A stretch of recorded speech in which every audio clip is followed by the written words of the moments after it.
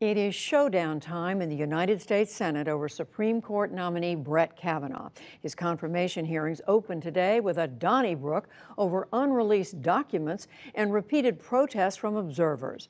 Congressional correspondent Lisa Desjardins begins our coverage. It took just 10 seconds for the hearing Good morning.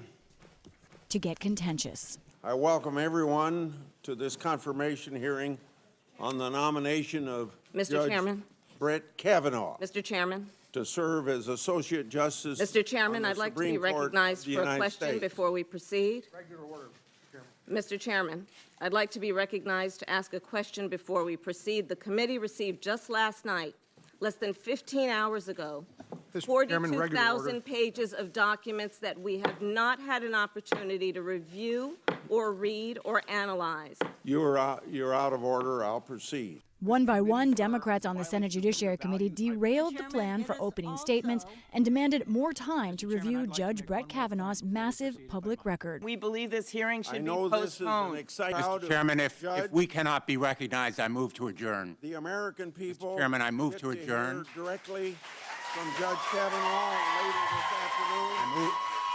Mr. Chairman, I move to adjourn. The melee continued for more than an hour. Republicans pushed back. How ridiculous it is to say that we don't have the records that it takes to determine this person qualified to be on the Supreme Court when all the documents we have add up to more than we have had for the last 5 Supreme Court nominees. I would suggest that if this were a court of law, that virtually every side, every member on the dais on that side would be held in contempt of court. Oh, come on. At some point, are we going to get to hear from the nominee? All this amidst a barrage of interrupting protesters inside the room.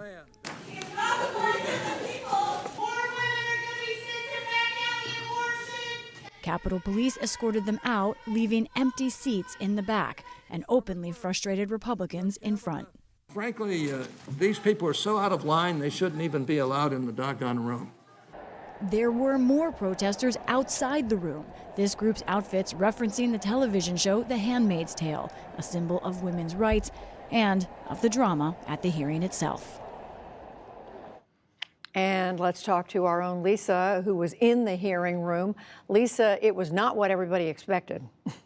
No, it was not. It was really remarkable, Judy. I've been to a lot of contentious hearings, especially in the last 1.5 years, and this sort of outranks them all, and this is just day one. That's right. I think starting from the beginning, as you saw, the hearing barely got underway when the Democratic senators, and we knew that there was unrest among Democrats about the failure of the White House to release some documents. A lawyer representing President George W. Bush, in whose administration Brett Kavanaugh worked. But what we didn't realize that we were going to see all 10 Democrats on the Judiciary Committee ultimately express extreme unhappiness and call for the hearing to stop. That's right. They took turns. They were clearly unified. They had spent a lot of time strategizing, Judy. And in the end, what they were talking about today most specifically were those 40,000 plus pages of documents that they just got last night.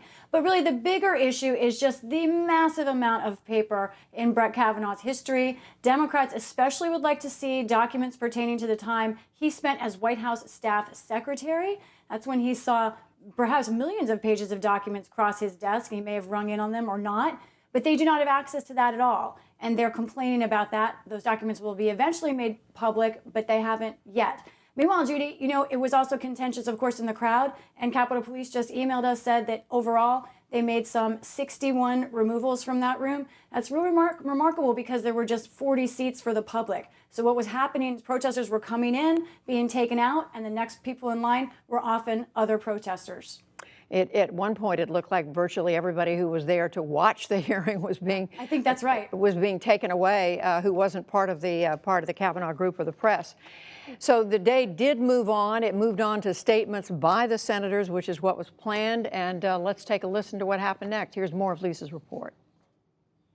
I think it's really important that Democrats pressed on specific issues, often the most controversial issues in American life. I want to talk a little bit about one of the big decisions that we have the belief that although you told Senator Collins that you believed it was settled law, the question is really, do you believe that it's correct law?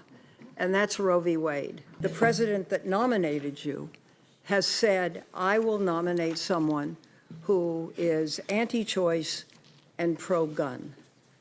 And we believe what he said. The NRA has poured millions into your confirmation, promising their members that you'll break the tie. They clearly have big expectations on how you'll vote on guns. You are aspiring to be the most decisive vote on the Supreme Court on critical issues. Over and above all of those things is this. You are the nominee of President Donald John Trump.